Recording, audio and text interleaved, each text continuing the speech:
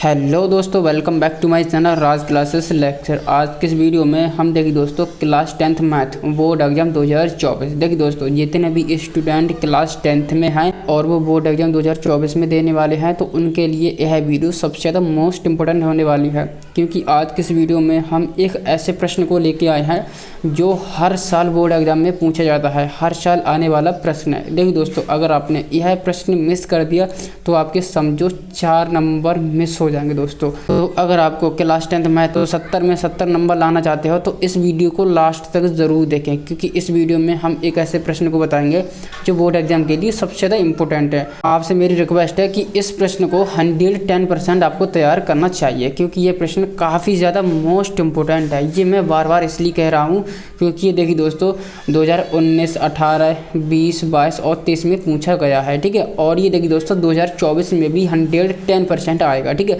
ये मेरी full guarantee है दोस्तों, इसलिए आप इस क्वेश्चन को घोर के पी जाना मेरे भाई, ठीक है ना दोस्तों। तो चलिए दोस्तों, बिना देरी की वीडियो को शुरू करते हैं और इस क्वेश्चन को हम ना फटाफट से सॉल्व करते हैं, ठीक है ना दोस्तों। तो देखिए दोस्तों, हमारा वेरी इंपॉर्टेंट क्वेश्चन है, ठीक है। इसको हम ना पढ़ लेते हैं, ठीक है। इस क्वेश्चन में लिखा है सिद्ध कीजिए कि √5 एक अपरिमेय संख्या है, ठीक है। तो देखिए दोस्तों, हमें ये सिद्ध करना है कि √5 एक अपरिमेय संख्या है, ठीक है ना दोस्तों। तो इसको हम कैसे सिद्ध करेंगे? तो देखिए दोस्तों, इसको सिद्ध करने का बहुत ही ज़्यादा सिंपल फंडा है, ठीक है। हम क्या करेंगे, देखिए दोस्तों, जितनी भी परिमेय संख्या होती हैं वो अपरिमेय संख्या नहीं होती हैं, और जितनी अपरिमेय संख्या होती हैं वो भाई परिमेय संख्या नहीं हो सकती हैं, ठीक है। ऐसा तो आपको पता ही होगा, ठीक है। तो देखिए दोस्तों, हम क्या करेंगे, इसको सिद्ध करने के लिए हम ना इसको ना उल्टा मान लेंगे। कैसे कि हम मान लेंगे कि √5 है ना, वैसे तो ये अपरिमेय संख्या है, ठीक है, लेकिन हम इसको उल्टा मान लेंगे कि √5 एक परिमेय संख्या है, ठीक है। हम अपने खुद से ही इसको उल्टा मान लेंगे कि √5 एक परिमेय संख्या है, ठीक है। फिर हम क्या करेंगे, इसमें कुछ कैलकुलेशन करके अपनी बात को गलत साबित कर देंगे। तो जब बात हमारी गलत हो जाएगी तो भाई √5 एक परिमेय संख्या नहीं होगी। जब √5 एक परिमेय संख्या नहीं होगी तो फिर भाई वो अपरिमेय संख्या हो जाएगी, ठीक है। तो इसलिए हम इसको उल्टा मान लेंगे, ठीक है। विरोधाभास विधि का हम इसमें यूज करने वाले हैं, ठीक है। तो चलिए दोस्तों, अब हम इसको ना सॉल्व करेंगे, ठीक है। तो हम क्या करेंगे, हम यहाँ पर मानेंगे माना √5 एक परिमेय संख्या है, ठीक है। देखिए दोस्तों, हल माना √5 एक परिमेय संख्या है, ठीक है। हमने क्या किया है, इसको हमने उल्टा मान लिया है, ठीक है। अब देखिए दोस्तों, √5 एक परिमेय संख्या है तो भाई परिमेय संख्या तो भाई बटे की शक्ल में होती हैं। यहाँ पर देखिए दोस्तों P/Q की शक्ल में होती है हमारी परिमेय संख्या, ठीक है। तो यानी कि ये बटे की शक्ल में होती हैं, ठीक है। तो हम क्या करेंगे, √5 को हम ना बटे की शक्ल में लिख देंगे। कैसे लिखेंगे अभी आपको पता चल जाएगा। तो देखिए दोस्तों, √5 बराबर हमने कर दिया √5 बराबर A/V, यानी कि हमने इसको ना बटे की शक्ल में लिख दिया है। क्यों हमने ऐसा करा है, क्योंकि हमने यहाँ पर माना था कि √5 एक परिमेय संख्या है और परिमेय संख्या तो भाई बटे की शक्ल में होती है, ठीक है। तो √5 बराबर A/V। और देखिए दोस्तों, हमने क्या माना है, यहाँ पर A और B क्या है, ऊपर और नीचे वाला यहाँ पर अंक क्या है। ये देखिए दोस्तों, A और B है ना सहअभाज्य संख्या है और B हमारा 0 नहीं होना चाहिए। जब बटे की शक्ल होती है तो उसमें नीचे वाला हर कभी भी 0 नहीं होगा, ठीक है। ये इसमें कंडीशन होती है। और देखिए दोस्तों, यहाँ पर A और B सहअभाज्य संख्या है। भाई सहअभाज्य संख्या क्या होती है, मुझे भाई बताओ, मुझे समझ नहीं आया, ठीक है। तो चलिए दोस्तों, मैं यहाँ पर देखिए दोस्तों सहअभाज्य संख्या का मतलब समझाता हूँ। तो देखिए दोस्तों, सबसे ज़्यादा सिंपल इसका मतलब है सहअभाज्य संख्या ऐसी संख्या का युग्म जो केवल 1 से कटे, 1 के अलावा किसी संख्या से ना कटे, तो वो होती है हमारी सहअभाज्य संख्या। फिर से समझाइए। देखिए दोस्तों, जैसे कि हमने यहाँ पर लिया 3/7, अब इसको हम काटेंगे तो ये कौन सी संख्या से कटेगी, तो भाई ये 1 के अलावा किसी संख्या से नहीं कटेगी, ठीक है। ऐसे ही हम यहाँ पर 9/8 ले लेते हैं, ये किससे कटेगी, ये भी भाई 1 से कटे, 1 के अलावा किसी नंबर से नहीं कटेगी, ठीक है। तो ऐसी संख्या का युग्म जो केवल 1 से कटे, 1 के अलावा किसी संख्या से ना कटे, उसे हम ना सहअभाज्य संख्या कहते हैं, ठीक है। अब देखिए दोस्तों, A और B क्या है, A और B हमारी सहअभाज्य संख्या है, ये केवल 1 से कट सकती हैं और इसके अलावा किसी नंबर से नहीं कटेगी, ठीक है। अब देखिए दोस्तों, हम आगे इसकी कार्रवाई करेंगे, ठीक है। अब इसको आगे कैसे करेंगे, तो देखिए दोस्तों, यहाँ पर इस तरफ रूट है और इस तरफ यहाँ पर रूट नहीं है, ठीक है। तो हम क्या करेंगे, इस रूट को हटाने के लिए दोनों पक्ष में ना वर्ग कर देंगे, ठीक है। दोनों पक्ष में वर्ग करने पर देखिए दोस्तों, दोनों तरफ वर्ग करने पर, ठीक है, हम क्या करेंगे, अब हम ना इसके दोनों तरफ वर्ग करेंगे, ठीक है। तो हम करेंगे √5 का स्क्वायर, ठीक है। √5 का स्क्वायर बराबर a/b का स्क्वायर। ठीक है, अब हम इसका वर्ग करेंगे। देखिए दोस्तों, √5 का वर्ग करेंगे तो भाई 5 आएगा। ठीक है, हम क्या करते हैं, जब भी हम किसी रूट का वर्ग करते हैं तो भाई रूट हट जाता है, स्क्वायर से रूट हट जाएगा। ठीक है, तो यहाँ पर केवल संख्या बचेगी 5। ठीक है, अब देखिए दोस्तों, यहाँ पर आ जाएगा a² / b²। ठीक है, अब क्या करेंगे, अब अगर इसके नीचे 1 मान लें तो इसकी क्रॉस मल्टीप्लाई कर देंगे। ठीक है, कि हम क्या करेंगे, b² की और 5 की यहाँ पर अदला बदली कर देंगे। ठीक है, तो यहाँ पर जो हमारा फाइनल पद बनेगा b² बराबर a²/5। ठीक है, इसको हम समीकरण फर्स्ट नाम दे देंगे। अब देखिए दोस्तों, ये हमारा फाइनल समीकरण बना है। ठीक है, अब देखिए दोस्तों, इसमें हमें क्या दिख रहा है, इसमें हमें बहुत अच्छी तरह से दिख रहा है जो हमारा 5 है ना, वो a² को भाग कर रहा है। ठीक है, भाग कर रहा है। ठीक है, तो हम यहाँ पर लिख देंगे 5 a² को भाग कर रहा है। ठीक है, तो यहाँ पर लिखेंगे, देखिए दोस्तों, 5 a²। ठीक है, 5 a² को, ठीक है, भाग कर रहा है।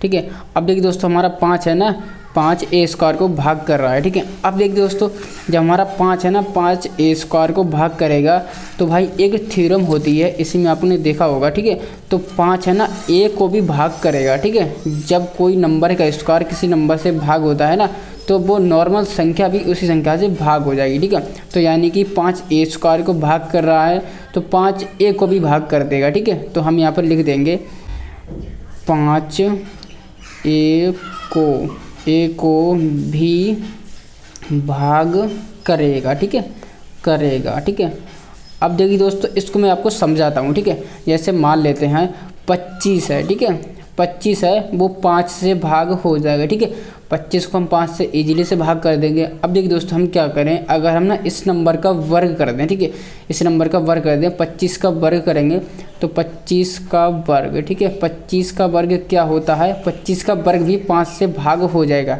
कैसे हो जाएगा, देखिए दोस्तों, मैं आपको करके बताता हूँ। 25 का वर्ग हो जाएगा 625। ठीक है, 625 और 5। ठीक है, अब देखिए दोस्तों, 625 है ना, ये 5 से भाग हो जाएगा। ठीक है, बिल्कुल हो जाएगा। 25 को 5 से भाग करेंगे तो भाई 5 आएगा। ठीक है, और 625 को 5 से भाग करेंगे तो 125 आएगा। ठीक है दोस्तों, तो इसी प्रकार से हमने कर दिया है। जब कोई नंबर, ठीक है, कोई नंबर अगर 5 से भाग हो रहा है तो उसी नंबर का जब हम वर्ग कर देंगे तो उसका वर्ग भी 5 से भाग हो जाएगा। ठीक है, ऐसा हमने इसलिए यहाँ पर करा है। ठीक है, अब देखिए दोस्तों, यहाँ पर गौर करने की बात है, जो हमारा a² है ना, a² 5 से भाग होके यहाँ पर b² देता है। ठीक है, बराबर b² है। ठीक है, इस क्वेश्चन को अपना अच्छे से समझना दोस्तों, इसमें केवल समझने वाली बात है। ठीक है, तो यहाँ पर देखिए दोस्तों, a² है ना, 5 से भाग होके यहाँ पर b² देता है। और यहाँ पर देखिए दोस्तों, जब हमने 25 के वर्ग को 5 से भाग किया तो भाई 125 आएगा। ठीक है, वर्ग को हमने 5 से भाग किया तो 125 आया, और नॉर्मल संख्या को हमने 5 से भाग किया तो भाई 5 आया। ठीक है, तो यानी कि ये जो नंबर है ना, ये कटने के बाद, भाग होने के बाद अलग अलग नंबर आए हैं। ठीक है, तो यहाँ पर क्या होगा, यहाँ पर भी ऐसा है, a² जब 5 से भाग होकर b² देगा तो यहाँ पर देखिए दोस्तों, अगर a है ना, सिंपल a अगर 5 से भाग होगा तो भाई वो कुछ और नंबर देगा। ठीक है, कुछ और नंबर देगा, तो हम मान लेते हैं कि माना वो है ना c देगा। ठीक है, और c यहाँ पर क्या है, c यहाँ पर पूर्णांक है। ठीक है, c पूर्णांक है, c पूर्णांक है। ठीक है, तो इस तरह से हमने यहाँ पर समझा है। ठीक है, तो अब देखिए दोस्तों, हम इसको आगे सॉल्व करेंगे। ठीक है, इसकी हमने क्रॉस मल्टीप्लाई करेंगे। ठीक है, तो a बराबर आएगा 5c। ठीक है, 5c। अब क्या करेंगे, हम ना a के मान को ना समीकरण फर्स्ट में डाल देंगे। ठीक है, तो चलिए दोस्तों डालते हैं। यहाँ पर देखिए दोस्तों, हम करेंगे b² बराबर, ठीक है, b² बराबर a²/5 है। ठीक है, तो हम क्या करेंगे, a की वैल्यू यहाँ पर 5c लगा देंगे। ठीक है, तो 5c का स्क्वायर कर देंगे। ठीक है, और बटे 5। ठीक है, अब क्या करेंगे, यहाँ पर लिख देंगे समीकरण 1 से। ठीक है, 1 से। अब चलिए दोस्तों, इसको आगे सॉल्व करेंगे। ठीक है, तो यहाँ पर देखिए दोस्तों, b² बराबर 5 का स्क्वायर करेंगे तो 5 पंजे 25, c²/5। ठीक है, 25 को 5 से भाग कर देंगे, 5 एकम 5 और 5 पंजे 25। ठीक है, तो 5c² आ जाएगा। अब देखिए दोस्तों, हमने 5 को इधर लेके आएंगे तो भाई ये भाग कर देगा। ठीक, तो हमारा फाइनल समीकरण बनेगा c² बराबर b²/5। ठीक है, अब देखिए दोस्तों, यहाँ पर भी हमें साफ साफ दिख रहा है। ठीक है, तो ये 5 है ना, b² को भाग कर रहा है। ठीक है, और 5 b को भी भाग करेगा। ठीक है, ये मैंने आपको अभी समझाया था। ठीक है, देखिए दोस्तों हमने यहाँ पर लिख दिया 5b² को भाग कर रहा है, ठीक है, और 5b को भी भाग करेगा, ठीक है। ये इसका लॉजिक मैंने अभी आपको समझाया था। अब देखिए दोस्तों यहाँ पर क्या होगा, अब देखिए दोस्तों यहाँ पर है ना 5 है ना, 5 ने b को भाग कर दिया है और 5 ने a को भी भाग कर दिया है, ठीक है। आपको बिल्कुल साफ साफ दिख रहा है दोस्तों, ठीक है। 5 ने a को भी भाग कर दिया है, ठीक है, और 5 ने b को भी भाग कर दिया है, ठीक है। और यहाँ पर देखिए दोस्तों हम क्या माने थे, हम तो भाई a और b को क्या माने थे, हम ना a और b को भाई से अभाज्य संख्या माने थे। हम माने थे कि a और b ऐसी संख्या हैं जो केवल 1 से कटने वाली हैं, 1 के अलावा किसी नंबर से नहीं कटेंगी, ठीक है। लेकिन देखिए दोस्तों रुकिए, लेकिन 1 के अलावा 5 एक ऐसी संख्या निकली, 5 ने क्या किया, a को भी भाग कर दिया और b को भी भाग कर दिया, ठीक है। तो जब 5 a और b से भाग हो रहे हैं तो भाई ये सहभाज्य संख्या तो बिल्कुल भी नहीं होंगे, ठीक है। जब ये सहभाज्य संख्या नहीं होंगे तो भाई ये तो हमारी कल्पना गलत साबित हो गई। हमने क्या माना था कि a और b सहभाज्य संख्या है, तो भाई ये गलत साबित हो गई। जब ये गलत साबित हो गई तो भाई ये भी गलत साबित हो जाएगी, ठीक है। और ये गलत साबित क्यों हुई है, क्योंकि हम √5 को ना उल्टा ही मान लिए थे। कैसे मान लिए थे कि √5 एक परिमेय संख्या है, लेकिन असल में क्या होती है, √5 तो एक अपरिमेय संख्या होती है, तो हम इसको उल्टा मान लिए थे, ठीक है। उल्टा मान लिए थे कि √5 एक परिमेय संख्या है, ठीक है। जब ये √5 एक परिमेय संख्या नहीं होगी, हमारी कल्पना गलत साबित हो गई है, ठीक है। जब √5 एक परिमेय संख्या नहीं होगी तो भाई फिर ये अपरिमेय संख्या हो जाएगी दोस्तों। इसी प्रकार से हमें इसको सिद्ध करना था, ठीक है। अब देखिए दोस्तों हमें इसको लिखना कैसे है। अब यहाँ पर देखिए दोस्तों लिखने के आपको नंबर मिलते हैं, ठीक है। इसमें केवल कैलकुलेशन ज़्यादा नहीं है, इसमें आपको लिखने के नंबर मिलते हैं, ठीक है दोस्तों। तो मैं इसका फाइनल रीजन आपको लिख के बताता हूँ। आप देखिए दोस्तों आपको लिखना है a और b दोनों 5 से भाग हो रहे हैं, ठीक है। हमने देखा कि a और b दोनों 5 से भाग हो रहे हैं, ठीक है।